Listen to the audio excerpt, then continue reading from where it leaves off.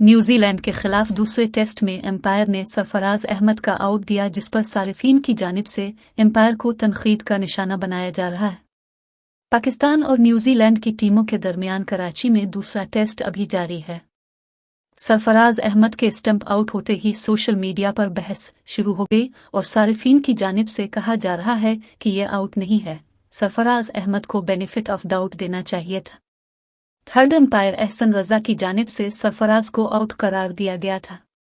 Empire ने कौमी team के विकेट कीपर सरफराज अहमद का गलत स्टंपिंग आउट दिया, जिसके बाद सरफराज 78 रन्स बनाकर पवेलियन वापस चले गए।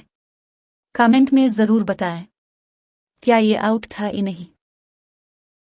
आज की वीडियो में इतना ही, मिलते हैं अगली वीडियो में।